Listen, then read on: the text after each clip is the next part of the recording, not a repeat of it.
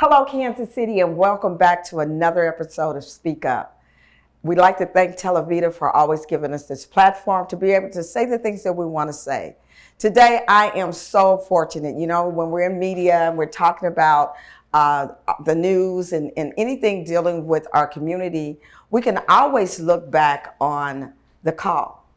I grew up on the call, and if you are anywhere near my age, you remember every Friday, your parents, the call was at your house, whether they picked them up from the call, a grocery store, or they were delivered.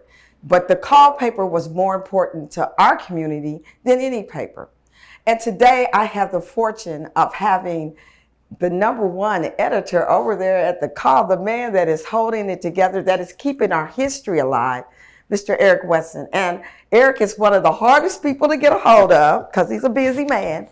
But I'm grateful that we're friends. Eric, welcome to Speak Up. Thanks for having me. You know, your name means something in this town. Cause I don't know whether that's a good thing or a bad well, thing. you know, that it depends on who we talk to, right? Exactly. It's got to be, number one, thrilling to be able to hold on to a piece of history that, it dates back way before either one of us. And it has held the stories and the history of the Black community for such a long time. How do you feel? And what made you even decide to even take that endeavor on? Well, it's a unique feeling. I get so busy most of the time that I don't really have time to sit down and think about how relevant the call is. And I just want to make sure it doesn't close under my watch. But I look at it more as an institution in our community than just a newspaper or a job. And that takes it to another level because all of the documented history that's there. A lot of people don't realize this, but this is like one of my favorite stories. A lot of people moved here from the South, Mississippi, Arkansas, Louisiana. They moved here based upon the Call newspaper. So Mr. Franklin, who founded the newspaper, he was real good friends with A. Philip Randolph, who ran the Pullman's Porter Union. So they made an agreement, and they would take the papers here, take them down to the train station, and as the trains went through the South, they would throw them out on the docks, and people would get them and sell them and distribute them. So I think probably they distributed about 2,000 papers down south. Well, when people got the paper, they would look at them and say, it's a job opening because somebody died. And they would come up here and work the jobs and then send for their families.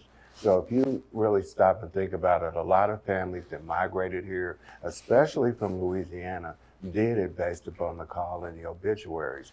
And that time, white newspapers wouldn't print Black obituaries. Right. So we were the only ones that did it. And he turned it into a revenue source that's kept the paper in existence all these years. Wow. That's a piece of history and a piece of news. That's news and history that's really fascinating. Just the idea that papers were being distributed outside of Kansas City, and the mindset to, okay, we can put it on the train and we can drop it off. So we have a way of distributing it outside of Kansas City. So I want to talk about, not just the history. I think about you are not just a historian, but an advocate. And you're very passionate about your advocacy, right. Which I love that about you. And you have no filters, which is another good thing because right. The truth comes with no filter. When we start filtering things, the truth gets a little bit distorted or misstated, other than a lie just jumps in there. So for us to understand what makes you tick. Wow, one better life for not only people that I know, but people that I don't know. And one of the reasons why I got into wanting to be a journalist and a reporter was because I didn't think that nobody was standing up for us. We had all of these issues going on, and you know, the news seemed like it was kind of fluffy, middle of the road, not want to Yeah. hurt anybody's Yeah. feelings. And I'm like, but we got all of this stuff going on here and nobody's saying anything about it. And I think that the driving force for me was watching politicians get elected. And they come in and give you the song and dance and the speeches, and they say, hey, you know that trash you got on the end of your corner? When you elect me, I'm going to go get that trash picked up. So they sit in office for 4 years, and that trash is still sitting And there. the trash sits on the And corner I'm for 4 like, years. we were like electing and supporting black officials Yeah. just because they were black. Yeah. And we never got to the point where we held white officials accountable. Well, when you elect people at large, they get black votes too. But we get them a pass, and we target and go after the 3rd and the 5th district council people based upon them being black. And I just always had an issue with that. So I thought, hey, I would do this. And my very first column that I used to write was, "It's getting hot in here." And that was an opinion piece that Donna let me write and Miss Booker let me write. And so I just built on it from there. And that's how I got the reputation of being no filter. No filter. No filter. You know, and I'm glad that you brought political and politicians to the conversation, because we were going to get there. One of the things that I'm very passionate about is knowing your candidate. You know, we have a habit of voting party-wise and race-wise, and but we don't know who we're actually voting for. Right. And then not only do we vote for them, but once we put them in office, we leave them to do the magic trick. You know, we don't know enough about politics to know that we have to, number one, support them. We have to let people know that we voted for them. We mean what we say, and we will show up in Topeka, or not Topeka, Jeff City, and have their back when they're on the floor fighting our cause. But again, what you said that was very important to me was the fact that we vote for these at-large politicians that we don't even know. We don't even know. And so you go to the ballot and you see all these names that you don't know because it's not your district. But then you check a box just because somebody gets in office, you don't realize they still represent you. Right. So my question is this. So we have a lot of voter registration drives. And I mean, every big event we have, there's somebody sitting with a tent that's asking you to register to vote. And we will have the largest drives, but yet when it's time for the election, especially our local, which is the most important elections, only 7% of our people show up. And that's at a good time. But it's not only, and I just want to back up to one point that you said, it's not only understanding and knowing their people and voting for them and supporting them. We don't give them an agenda. We don't give them an agenda. We just vote for them and expect them to go do whatever. Yeah. And then we get mad when they don't do it because that wasn't an agenda item or our priority. And then when they get in office, we get mad at them and beat them up. But we didn't give them an agenda. Yeah. Like, for example, bus routes. We want bus routes to run certain ways at certain times. We don't tell them that. And then, so when they get there, they're talking about apples and grapefruits, and we need them talking about oranges and bananas. So we don't give them an agenda, and that's one of the things that bother me more so than anything else. But the voter registration, we don't have a problem getting people registered to vote, and we have a lot of people, but we don't get them to the polls. We don't get them to the polls. And my theory with that is that the politicians don't give them enough to get excited about, to get to the polls. Okay. You know, they don't talk about issues. They just talk about surface things. And nothing is long term. And when you talk about long term things, one of the things that I always like to focus on is elections have consequences.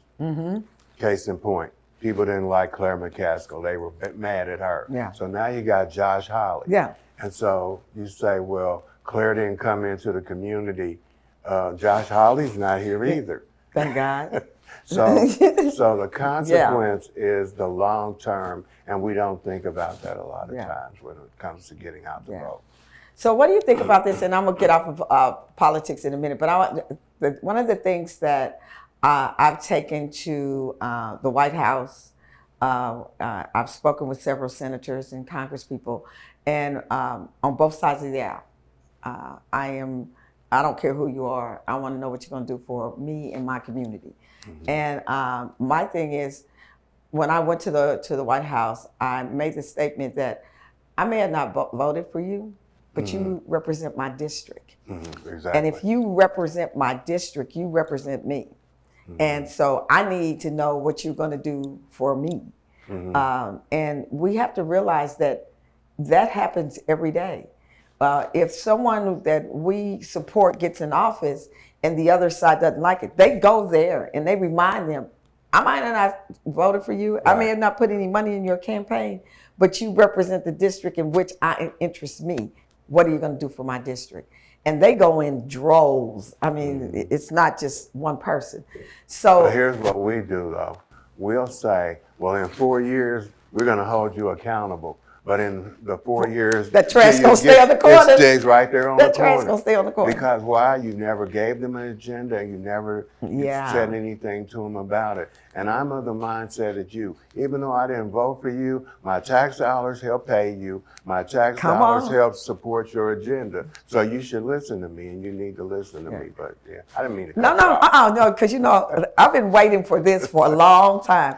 It's hard to get like some unfiltered, unadulterated, unapologetic conversation. And I like that kind of conversation. So I'm going to kind of pivot, but I'm going to stay in the leadership space. Black leadership. I didn't mean to laugh. No, wait a minute. I was waiting on that. I knew I was going to get that. Yes, black leadership in Kansas City, in this region. I'm going to say in Kansas City, metropolitan Kansas City, because we have two sides, and I'm working on both sides. So, black leadership. Just what do you think? There's a definite void. And if we want to go back and talk the history, if you go back and you look at call newspapers and you look at the leadership that we had in the churches, John W. Williams, Earl Abel, A.L. Johnson, Wallace Hartsfield, Reverend Briscoe, you had the fear of those pastors because they had congregations and their congregations voted. And we were forced to engage each other during that period of time. So they could go down to City Hall and say, hey, I want such and such done by Friday. And the mayor and the city council people would jump because they had all of this influence. So over the past, I'm going to say 2 decades, that leadership has dwindled because the congregations of those churches have all scattered now. Yeah. You can go through some of the church parking lots and you see Johnson County license plates. You don't have people that live within a close proximity of the church. So therefore, the voice that the pastors had for the leadership in the church is now dwindled. And then you go even further than that. The pastors don't live in the community that they That's serve. Right. You know, a lot of them live out at Lee Summit, Blue Springs, and other areas. Where you had Reverend Abel, he lived right in the heart of the community. John W. Williams lived in the heart of the community. So I think that void has filtered into other areas.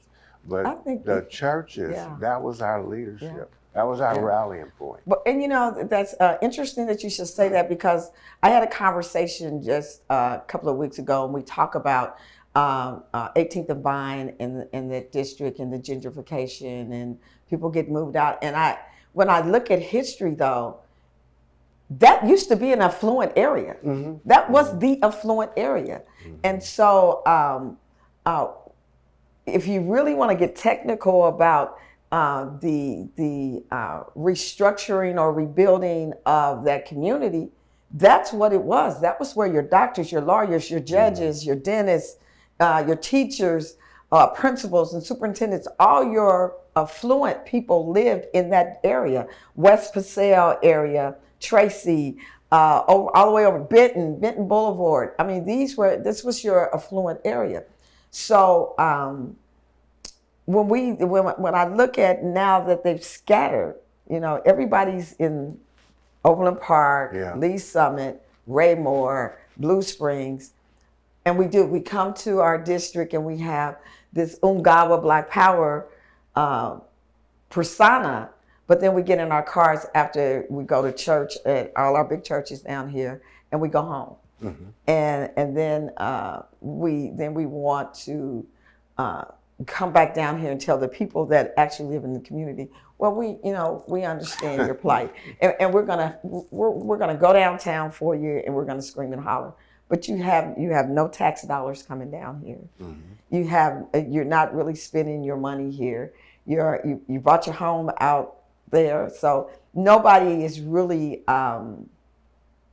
benefiting from you. So what do we do about that? First of all, you come up with a plan. And I think one of the problems that we have with leadership in Kansas City is there's no plan. It just seems like they just mark timing in place, just trying to keep the ship afloat rather than taking the ship into a certain direction.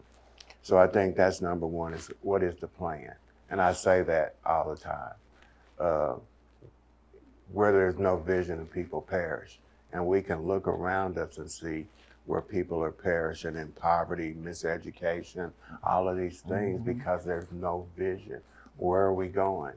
And I think that's, and I say this all the time too, 18th and Vine is 3 blocks. You got from Woodland to Highland, from Highland to Vine, from Vine to Paseo, 3 blocks. And we can't get 3 blocks developed. And at any given time, on our city council, the black leadership on that council has a majority vote because they can walk away with at least 7 votes in anything that they do, maybe even 9 votes. But because there's no plan on what needs to be done, we just mark timing. And it was a systematic plan of how the community was disengaged and disenfranchised. It started with the Blue Ridge Mall. So Blue Ridge Mall, we took our tax dollars out there. They got the sales tax revenue. Now look at it. And now look at what's happening. Because 18th and Vine used to be our economic engine. That used to be our hub. It had everything you needed right there. But then as people started scattering around, if you look over there where the Leon Jordan police station is and how many people they moved out of their homes, how many people on Bruce Watkins Drive moved out of their homes, that scattered our voting base and that scattered our voice and sent them out in South Kansas City and other places. So we don't have a foothold in what needs to be done. So we don't have a plan, we don't have a foothold. Our economic strength has gone out to Independence, Oak Park Mall, because we have, what can you buy in the city? Hairdos and barbecue and catfish. You can't buy a pair of underwear unless you go to the dollar store. And who want to wear dollar store underwear? You know what? You're absolutely right. You are absolutely right. And I mean, I know this because this is something that I say all the time. Now, I live in the urban core, but I'm guilty of not living in. There was the reason I moved to the urban core. There were several things, but basically, I was in Overland Park, coming to Centennial every Sunday because I grew up at Centennial. That's my home church. Now, mind you, I graduated from Ruskin High School. Another time in the 70s. So, my mother took her money out there. So, quite frankly, taught to take your money out of the neighborhood.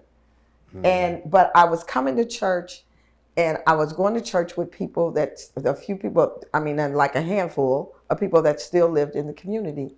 And I'd look around and I would see things that when I was a child, gone and not coming back really. And then we're continuing to fight over community engagement. If we have one more community engagement where everybody has their own ideal and their own Exactly. plans and nobody likes anybody, I decided I need to be here so I can get a better understanding. Because you can't understand something you don't know. Right, right. And so I know what I know now because I've been back in the city since 2017. And but what I'm getting at is collaboration. The pastors would collaborate, and I've had this conversation before. The pastors would get in a church basement and say, "This is our issue. We're going down here," and it wasn't like we got this group of pastors here, we got this group of pastors here, we got this group mixed blend here, we all came together. We looked at the issue, and we took that issue out together. So, what do you think about collaboration amongst leadership in the urban core or in our city? Period. They're all on a different page, and they're within their silo on what those differences are, and that doesn't benefit the community. That benefits them and their own agendas. One of the funniest things that I watched that was really tragic, but it was funny how they kept playing us. Like, say there was a grant, and the grant was for $10,000. So you have 4 organizations apply for that grant. So they give each organization $2,500. I call it busy work. Yeah. Divide and conquer. So you give each one $2,500. So each one has their own administrative costs, their own waste of money things that they do. So at the end of $10,000, if you broke it down, you only had maybe $1,000 go into the actual purpose of the grant, because each organization used it for their own administrative costs. Yeah.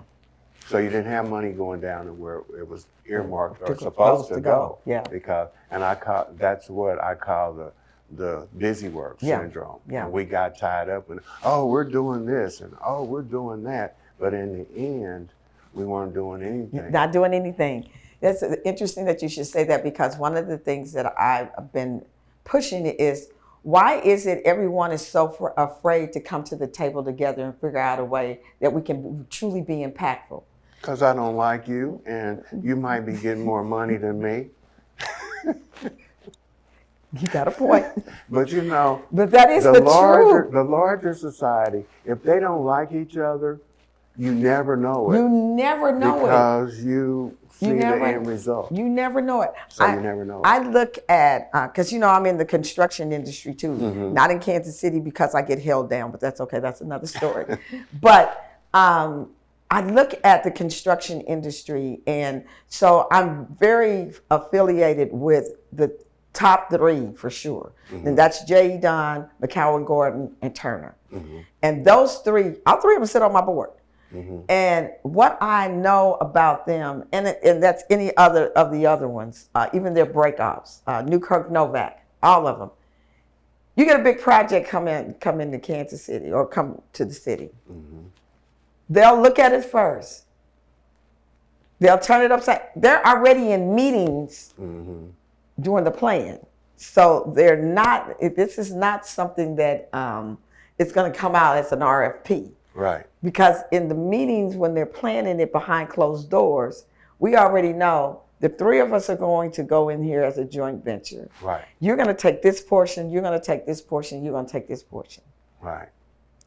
I can't even get anybody that looks like me, just our small ones, to come together and go after a contract as one and get a percentage without it being, they don't even want to do it. I'm not going to do that. I want 100% of everything. Well, you're going to have 100% of goose eggs. Right.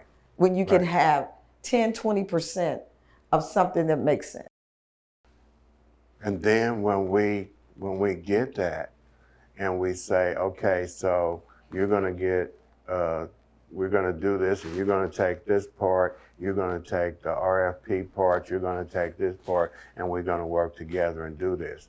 Then when we leave the meeting, when I'm in my car, I'm gonna call and say, yeah, man, what make him think he running something? He don't run nothing, but his shoes over sideways. Look, we ought to go for the whole project. And then what we do is we start crossing each other out. Yeah. So now, since I know, because you didn't turn your voicemail off, and I heard what you said about me in the sideline, behind the scenes, then I'm like, I don't want to do business with you. Yeah.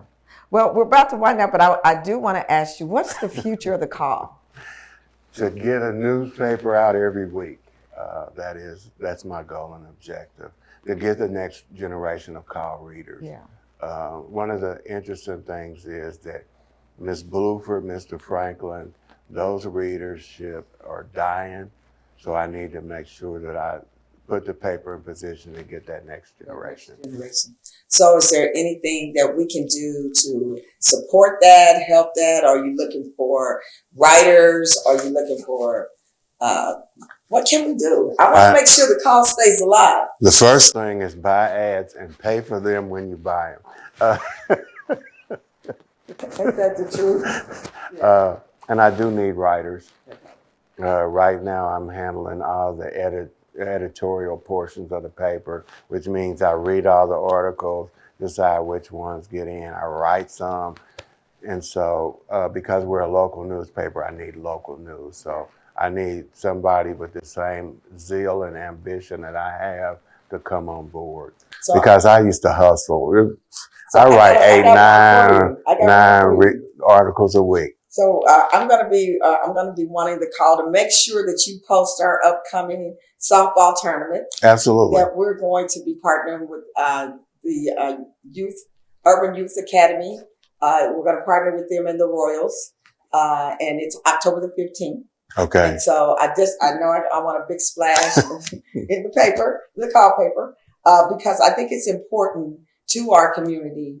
Part of the funds that we're raising is for our next generation leadership program, because we have to get our people ready for boards and commissions, and then knowing how to sit in political seats. Right. Absolutely. I want to thank you, Eric, for coming on. Thanks for having me. It's only half an hour, but I tell you what, we're going to do this again because, we need those conversations, and this is what this show is really about. I really want to talk about the things. I want honest conversation. I don't want to sugarcoat. I don't want filters, because if we don't come straight, then shame on us. Right. Absolutely. So tell us when the call can be bought, some of the places they can pick them up, and okay, you can buy it every Friday, unless Friday is a holiday like Thanksgiving, Christmas, New Year's. You can pick it up every Friday. On those holidays, you can get it on Wednesday because I come out a day early. Any place in the urban core that does business, grocery stores, gas stations, Quick Trips, all of those places carry our paper. So one more thing, do you still have a show on KPRT? I still have KPRT. Yeah. Makes me want to holler 19 years. I know. 19 years, but yeah, I still have that. Right. And I have my neckwear business, and I help people that are getting out of prison, men getting out of prison, get Bible jobs. So that's what I do. All of this, you need to understand and know. This man is an entrepreneur. He's unfiltered.